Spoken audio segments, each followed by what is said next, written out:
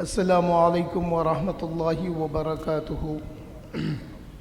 الحمدللہ رب العالمین والصلاة والسلام علی سید الاولین والآخرین نبی الانبیاء والمرسلین وعلی آلہ واصحابہ ومن تبعہم بإحسان الی یوم الدین، اما بعد فاعوذ باللہ من الشیطان الرجیم، بسم اللہ الرحمن الرحیم۔ يا أيها الذين آمنوا لا تتخذوا عدوي وعدوكم أولياء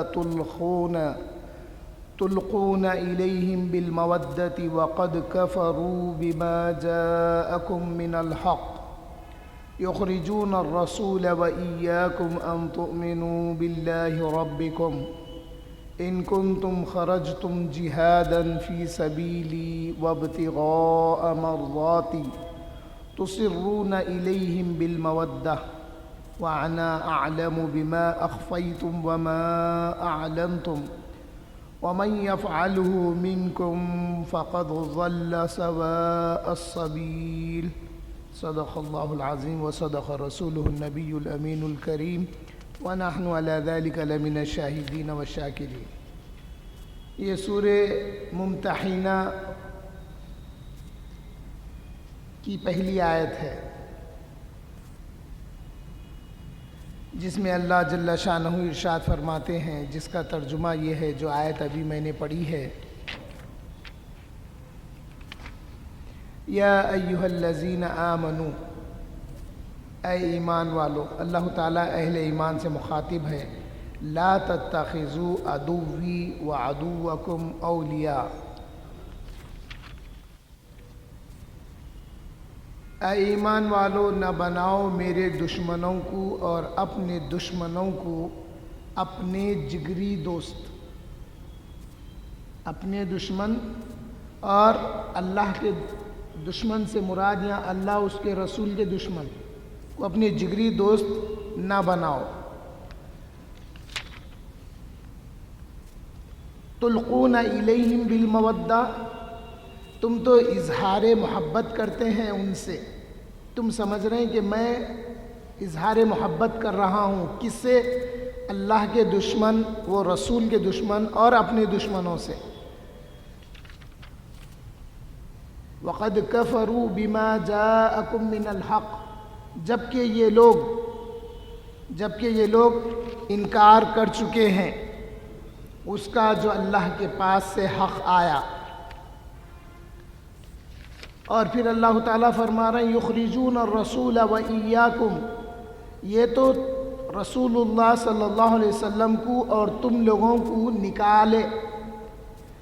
نکالنے کی وجہ کیا ہوئی؟ ان تؤمنوا باللہ ربکم، کہ تم نے اپنے اللہ پر ایمان لایا، یعنی مکے سے دشمنان خدا و رسول مکے میں اہل ایمان کو اتنا تنگ کیے کہ وہ ہجرت کر کے مدینے کی طرف آ گئے۔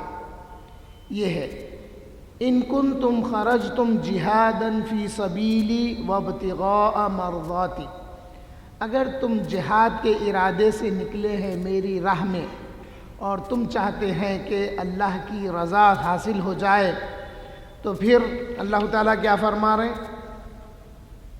اگر تم جہاد کرنے کے لیے نکلے ہو میری راہ میں اور میری رضا جوئی کے لیے، تو انہیں دوست مت بناؤ۔ پھر اللہ تعالیٰ آگے فرماتے ہیں، تُصِرُّونَ إِلَيْهِمْ بِالْمَوَدَّةِ،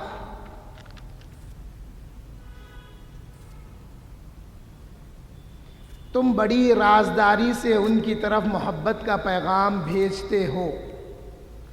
اب اللہ تعالیٰ واضح طور پہ فرما رہے ہیں کہ اللہ اس کے رسول کے دشمن اور اپنے دشمن کو دوست نہ بناؤ، اور پھر ان سے اظہار محبت کرتے ہو تم، اور تم رازداری سے اہل ایمان کی خفیہ باتوں کو یا ان کی پوشیدہ راز کو تم ان تک پہنچاتے ہو۔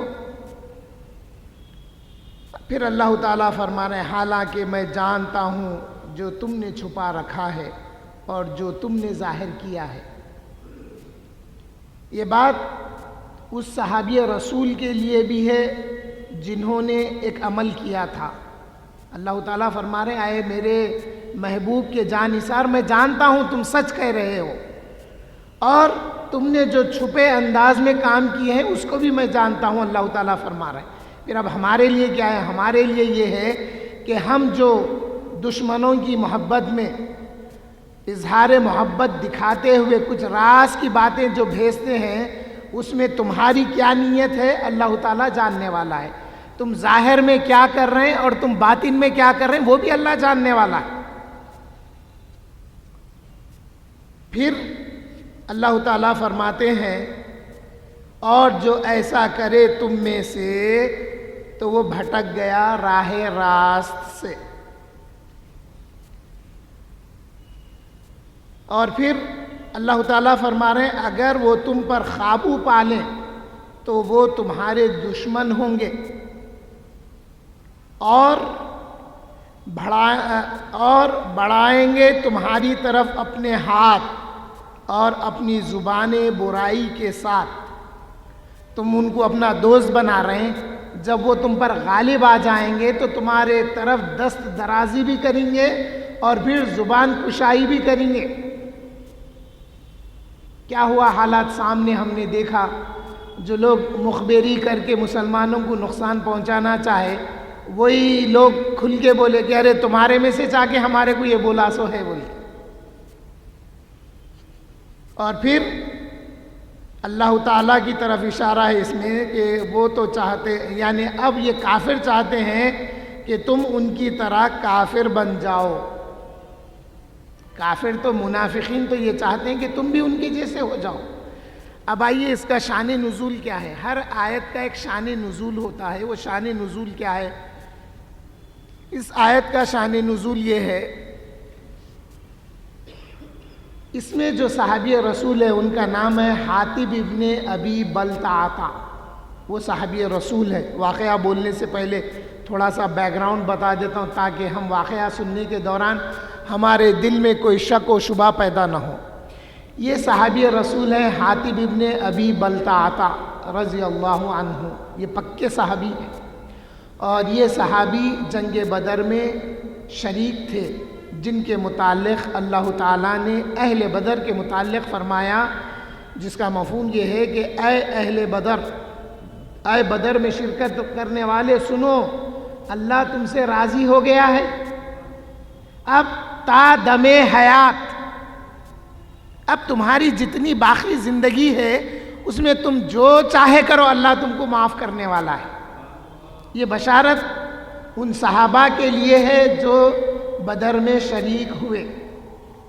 پھر ایک سوال ہوتا ہے، کیا کسی صحابی سے ایسا عمل ہوا یا ہو سکتا جو اللہ اس کے رسول پہ ایمان لائے؟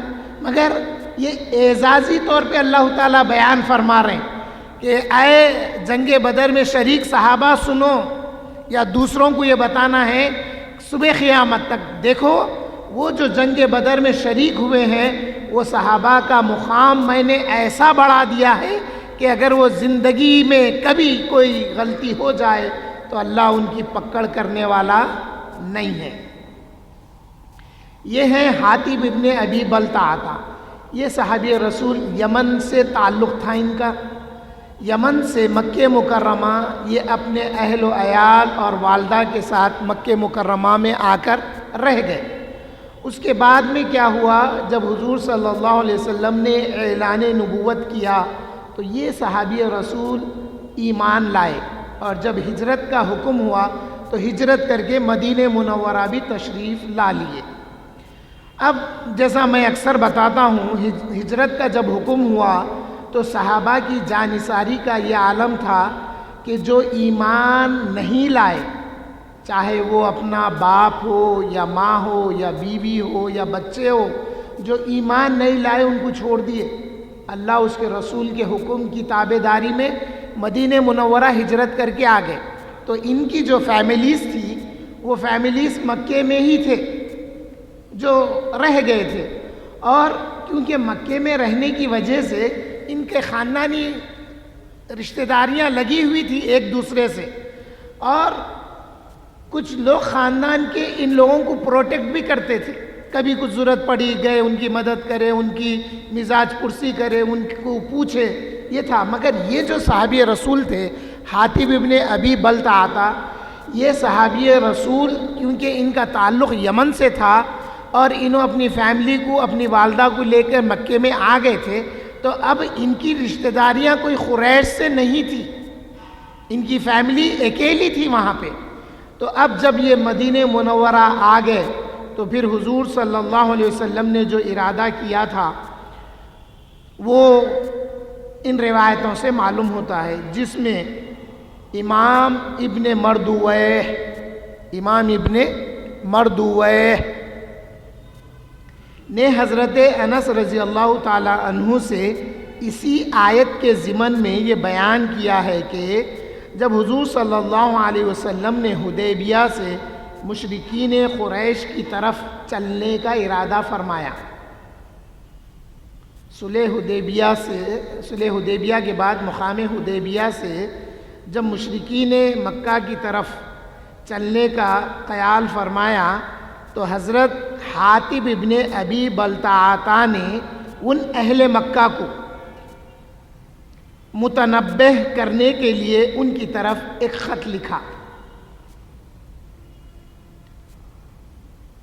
اب وہ خط کیا تھا، وہ خط کی تفصیل اس سے پہلے کہ حضرت انس کی روایت میں سناؤں آپ کو۔ حضرت انس سے روایت بیان کی ہے امام ابن مردویہ نے ہی۔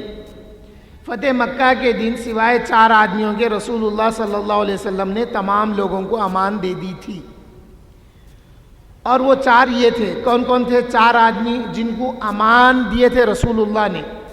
وہ عبداللہ ابن خطل، مخیص ابن صبابہ، عبداللہ ابن سعد بن ابی سرح اور سارہ، ایک عورت۔ 3 آدمیوں کا نام ہے، ایک عورت ہے جس کا نام سارہ ہے۔ ایک بات یہاں پہ میں بتاتا ہوا آگے بڑھوں، یہ جو عبداللہ ابن سعد ابن ابی سرح ہیں یہ حضرت عثمان رضی اللہ تعالیٰ عنہ کے رشتہ دار تھے۔ ان کو امان بعد میں ملی، یہ 4 کو امان ملی مگر بعد میں ملی، جن میں عبداللہ ابن سعد بن ابی سرح ہیں، تو یہ حضرت عثمان کے رشتہ دار تھے۔ تو جیسے حضور فتح مکہ کے وقت مکے میں داخل ہوئے، انہوں بھاگتے ہوئے جا کے حضور صلی اللہ علیہ وسلم کے ڈر سے حضرت عثمان کے پاس پناہ لے لیے، اور حضور صلی اللہ علیہ وسلم نے یہ جو حکم دیا تھا عبداللہ ابن خطل کو قتل کرنے کا، یہ 4 کو، اس کی وجہ یہ تھی کہ یہ گستاخ نبی تھے، اور ان میں ایک شخص ایسا بھی تھا جو یہ کہنے لگا کہ پہلے تو یہ مدینے میں آیا، ایمان لایا اور کچھ وحی لکھتا تھا، اس کے بعد جب یہ مرتد ہو گیا تو اب مکے میں لوگوں میں جا کے بولنے لگا کہ محمد صلی اللہ علیہ وسلم کے پاس جو وحی آتی تھی اس وحی میں رد و بدل کرتا تھا، غفور الرحیم اگر آیا تو رحیم الغفور لکھتا تھا، ایسے الفاظ اس نے بولا، مرتد ہو گیا تھا۔ تو اب اس کے لیے معافی نہیں تھی، ان کے قصور ایسے سخت قصور تھے جس کو معاف نہیں کیا جا سکتا تھا۔ تو یہ شخص جب حضرت عثمان کے پاس آگے عاجزی کرنے لگا تو حضرت عثمان حضور کے پاس ان کو لے کے آئے، لے کے آ کے عرض کرے یا رسول اللہ، یہ عبداللہ آپ کے پاس حاضر ہو گیا، یا رسول اللہ اس کو معاف کر دیجئے۔ حضور اپنا چہرے مبارک پھیر لیے، پھر حضرت عثمان ادھر آئے، پھر حضور چہرہ پھیر لیے، پھر ادھر آئے، بالآخر حضور صلی اللہ علیہ وسلم نے ان کو، اس شخص کو حضرت عثمان کی توجہ کی وجہ سے معاف کر کے صحابہ سے پوچھنے لگے کیا تم میں کوئی سمجھدار نہیں تھا؟ افلا فیکم رجل رشید، پوچھے کیا تم میں سے کوئی سمجھدار نہیں تھے؟ صحابہ بولے یا رسول اللہ آپ کی مراد کیا ہے؟ تو بولے یا رسول، حضور فرمائے جب میں اپنا رخ پھیر لے رہا تھا تو کیوں نہیں تم میں کا کوئی ایک اٹھ کے اس کو مار دیا؟ تو پھر صحابہ عرض کرنے لگے یا رسول اللہ ہم یہ بات کو آپ کی نہیں سمجھ سکے، کاش اگر آپ اپنی آنکھوں سے ہمیں اشارہ کر دیتے تو ہم اس کا کام کر دیتے۔ تو رسول اللہ صلی اللہ علیہ وسلم نے فرمایا کہ نبی کی یہ شان نہیں ہے کہ وہ آنکھوں سے اشارہ کرے۔ تو یہ وہ شخص تھا۔ تو اب اس میں ایک عورت تھی جس کا نام تھا سارہ۔ وہ عورت کیا کی؟ وہ عورت تو تھی مکے میں گانا گانے والی، مگر غربت بہت تھی اس کنے، تو اس کو امید بنی کہ میں مکہ جا کے محمد صلی اللہ علیہ وسلم سے کچھ روپیہ کچھ مال مانگ لوں تاکہ میرے گزر بسر کا انتظام ہو جائے۔ تو وہ آئی مدینہ یا حدیبیہ میں آ کے ملی، تو حضور صلی اللہ علیہ وسلم نے صحابہ سے فرمایا کہ اس کی اعانت کرو، یا حضور اپنے پاس سے بھی دیے، صحابہ نے بھی اس کو دیا۔ اب یہاں پہ ایک مصلحت یہ تھی، یہ ایمان تو نہیں لائی تھی اور آئی تھی دشمنوں کی طرف سے، تو حضور نے اس کو یوں ہی پھیرنا اچھا نہیں سمجھا، اس لیے حضور نے اس کی مدد کا حکم دیا اور حضور نے بھی مدد کی۔ اب وہ مال لے کر جب جا رہی تھی مکے والوں کی طرف، تو یہ حاتب ابن ابی بلتعہ جو تھے ایک خط لکھ کے دیے اس کو کہ یہ مکے کے سرداروں تک پہنچا دینا۔ تو اس میں خط میں لکھاوا کیا تھا؟ تو خط میں لکھاوا یہ تھا کہ اے اہل مکہ سنو، ان قریب حضور صلی اللہ علیہ وسلم، حضرت محمد مصطفیٰ صلی اللہ علیہ وسلم مکے پر چڑھائی کرنے والے ہیں، اور میں دیکھ رہا ہوں کہ ایک رات کے اندھیرے کی طرح فوج جمع ہے، یعنی جہاں تک دیکھو لوگ جمع ہیں، رات کا اندھیرا، جہاں تک دیکھیں اندھیرا ہی اندھیرا، اس طرح سے حضور صلی اللہ علیہ وسلم کی فوج تیار ہے جو تم پر حملہ آور ہونے والی ہے۔ اور حضرت حاتب ابن ابی بلتعہ نے یہ بھی واضح طور پر لکھ دیا تھا کہ بے شک میں یقین رکھتا ہوں کہ اللہ تعالیٰ حضرت محمد مصطفیٰ صلی اللہ علیہ وسلم کو غلبہ عطا کرے گا، وہ تم پر غالب آئیں گے۔ اور یہ بھی تھا کہ اگر تم اپنے سے ہو سکا تو اپنا بچاؤ کر لو۔ اب بظاہر الفاظ تو بچاؤ کر لو ہے، تو یہاں پہ دو باتیں ہم کو سمجھنا چاہیے، ہم امتیوں کو کیا سمجھنا چاہیے؟ بچاؤ کر لو کا مطلب دو طرح سے ہے، تو ہم اس کا اچھا مطلب لیں گے۔ بچاؤ کر لو یعنی اگر تم ہو سکے تو ان سے ڈیفینس کرنے کے طریقے تیار کرو، تیار ہو جاؤ، یعنی تم ان سے لڑنے یا ان سے جیتنے یا ان کا مقابلہ کرنے کے لیے تیار ہو جاؤ، یہ ایک معنی ہے۔ اس سے بہتر معنی کیا ہے کہ دیکھو ان کا غلبہ تو اللہ ان کو عطا کرنے والا ہے، بہتر یہ ہے کہ تم سیلنڈر ہو جاؤ۔ یہ معنی ہم امتی ہو کے یہ معنی لینا، ورنہ کچھ کا کچھ ہو جاتا، ایمان چلے جاتا صحابہ کی شان میں بے ادبی کرنے سے۔ اب یہ خط لکھ کے اس عورت کو دیے، تو وہ عورت اپنی چوٹی میں باندھ لے کے جب نکلی تو جبرائیل امین حاضر ہو گئے ہو کے عرض گزار ہوئے، یا رسول اللہ صلی اللہ علیہ وسلم، اللہ تعالیٰ کا فرمان ہے کہ وہ جو عورت آپ کے پاس سے مال لے کے نکلی ہے اس کے پاس ایک خط ہے، وہ جو اہل مکہ کو پہنچانے والی ہے۔ حضور صلی اللہ علیہ وسلم نے حضرت علی ابن ابی طالب رضی اللہ تعالیٰ عنہ کو بلایا، اور حضرت زبیر ابن عوام کو بلایا، اور ایک صحابی ہیں، اور حضرت عمر کا بھی ذکر ہے اس میں، بلا کے فرمائے رسول اللہ صلی اللہ علیہ وسلم کہ تم لوگ جاؤ، ایک مقام ہے، اس مقام کا نام حضور صلی اللہ علیہ وسلم نے فرمایا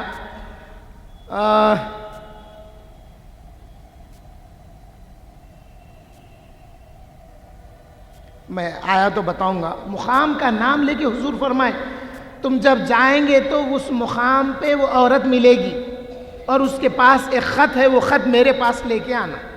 مولا علی کرم اللہ وجہہ اور زبیر ابن عوام رضی اللہ عنہما اور ایک صحابی تینوں وہاں پہنچے، وہ عورت ملی، اس سے کہنے لگے کہ دیکھ رسول اللہ صلی اللہ علیہ وسلم نے فرمایا ہے تیرے پاس ایک خط ہے، وہ خط ہمارے حوالے کر دے۔ نہیں مانی، انکار کری، نہیں میرے پاس کوئی خط نہیں ہے، ایسے ایسے۔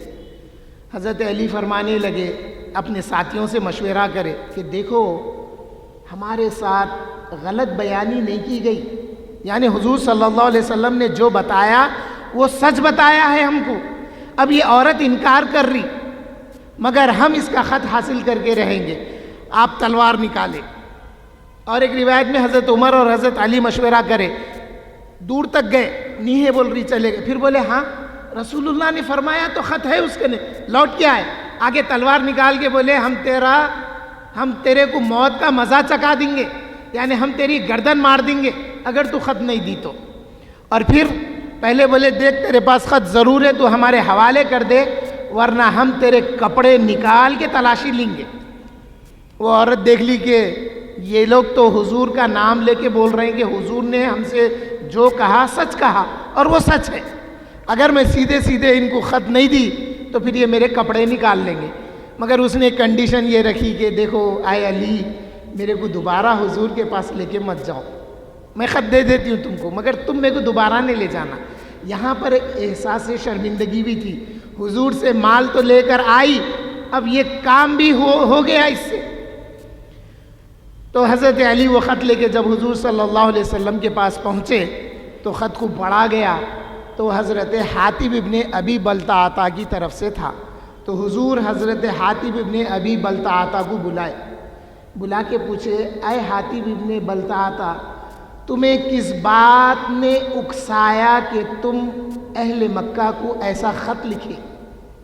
تو وہ عرض گزار ہوئے، یا رسول اللہ صلی اللہ علیہ وسلم، نہ میں نے کفر کیا نہ میں مرتد ہوا، میں پہلے دن جیسا مسلمان تھا آج بھی ویسی مسلمان ہوں، مگر یا رسول اللہ صلی اللہ علیہ وسلم، جتنے مہاجرین صحابہ مکے سے ہجرت کر کے مدینہ آ گئے ہیں، ان کے اہل و عیال کے پاس ان کے رشتہ دار موجود ہیں جو ان کے اہل و عیال کی حفاظت کرتے ہیں، میرے اہل و عیال، میری ایک بوڑھی ماں بھی ہے، اس کی حفاظت کرنے والے کوئی نہیں ہیں۔ تو اب انہوں یہ بات کیوں سوچے، اس وقت پہ کیوں سوچے؟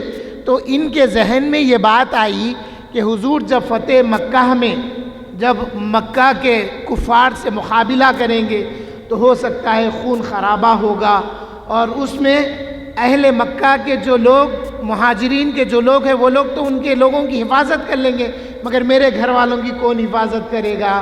میرے گھر والے مارے جائیں گے، تاکہ میں کچھ وہ جو اہل مکہ کفار مکہ ہے ان سے ہمدردی حاصل کرنے کے لیے یہ نیوز میں پہنچا دوں گا تو وہ لوگ بھی میرے گھر والوں کی حفاظت کریں گے۔ یہ بات ان کے ذہن میں تھی۔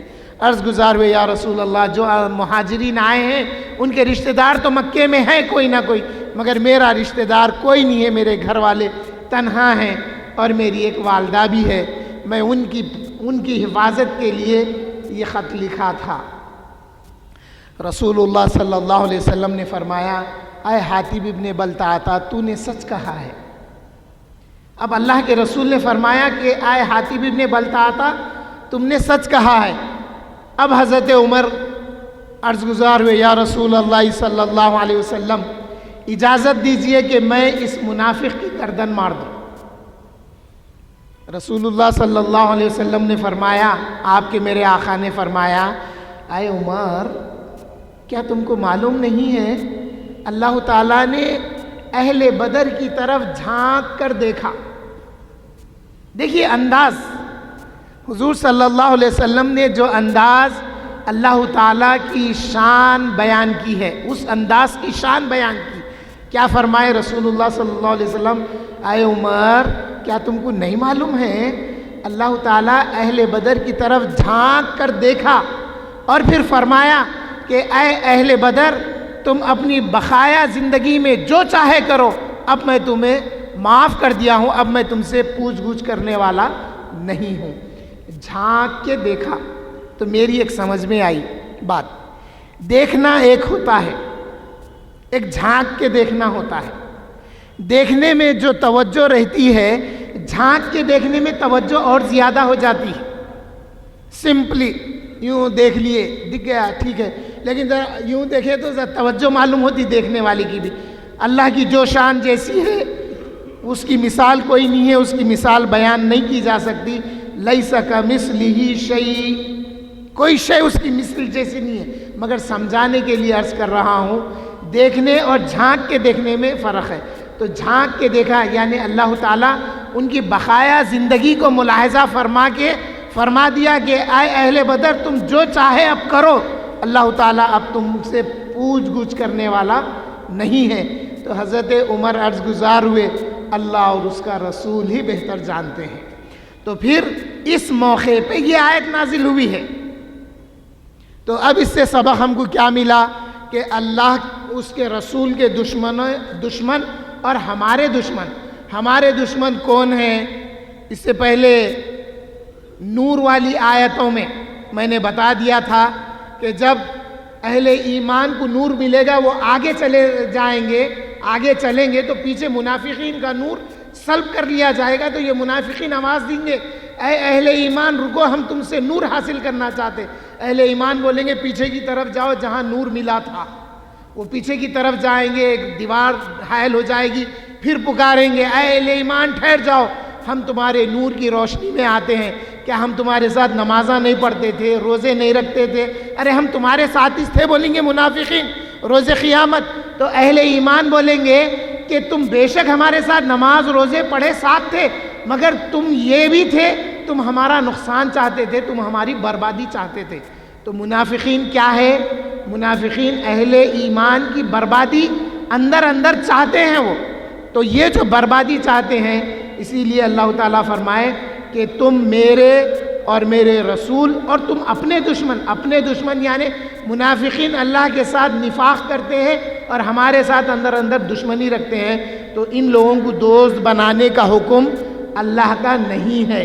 اب جو دوست بنا کر ہمدردی کرتے ہیں تو وہ لوگ بسا اوقات مسلمانوں کے راز بھی ان تک پہنچاتے ہیں، راز پہنچانے پر بھی اللہ جو کرنا ہے کرے گا، لیکن جب وہ ان پہ غالب آ جاتے ہیں تو پھر ان پہ دست درازی کرتے، وہی لوگ ان کو مارتے اور وہی لوگ ان کے اوپر زبان درازی کرتے۔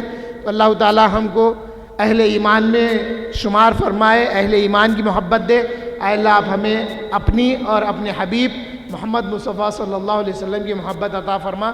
آمین والحمدللہ رب العالمین۔